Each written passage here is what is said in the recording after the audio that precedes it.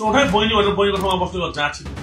अघि नै हेर्तिरहेको छ जतिखेरै तपाईँ त मलाई निस्केर गाली गर्छ कसले गाली नगरे कसले गर्नु त यस्तो चुटा के अहिले तेरो हानु हास्सा पानी दिन्छु नि यसले चाहिँ मलाई हान्दैन भनेको तैँले मलाई बढी नै बढी बेउरै नभएको तेरो चाहिँ कहाँ बेहोरा छ क्या तपाईँको छ भने रिस नउठाइ के भाइ खेल्यो भाइ इन्ट्रो दिँदैछ रिस नउठाउने फेरि यसरी नै आज हामी आन्टीलाई प्राङ्क हान्न गइरहेको छौँ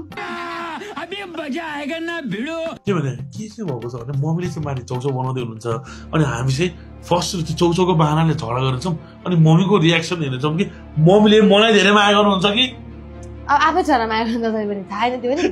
तर भूमिकाले चाहिँ कतिको माया गर्नुहुन्छ आजको भिडियोमा हुन्छ आज चाहिँ म भूमिकालाई एकदम हेप्छु होइन अनि यो पनि मसँग पुरै रिसाउँछ अनि लास्टमा चाहिँ मेरो घर जान्छु म अबबाट यहाँ आउँदिनँ भन्छ अनि मम्मीको रियाक्सन कस्तो हुन्छ हेरौँ है त तँलाई कस्तो लाग्छ के होला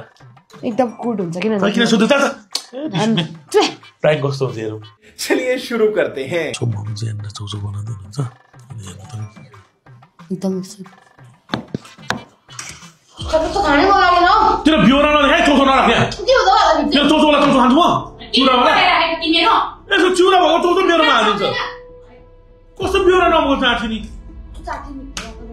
कसलाई हाल्ने फेरि हात ल अब हेर्नु न के तिम्रो के हो यसले चाहिँ मलाई किन हात हालेको त अनि त चाहिँ कति कराएर बस्या त नि खानु दे नाम सर कि जुन तिमीलाई हात हाल्नु न तेरो चाहिँ गाला साला पड्काइदिन्छु म बिहोरा जा आऊ न यहाँ बस आऊ रिस उठ्ने त्यसो चुरा भएको चौचौ खान्छु म त जतिखेर पनि निस्केर बस्छ नि नबोलै मसँग रिस उठ्ने बढी न है तेरो बहिनी भनेपछि बहिनीको ठाउँमा कुकुर बिराला जस्तो बहिनी भनेपछि बहिनीको ठाउँमा बस्नु पर्यो नि त तैँले पनि बहिनी भनेर माया गर्नु नगर न त अरू बेला नखाएको जस्तो नगरे बच्चा रिस उठ्ने तेरो फेरि अहिले गाला साला पड्काइदिन्छु बढी नबोल जहिले पनि किसकिस गरेको छ झगडा गरेको छ बसिएको छ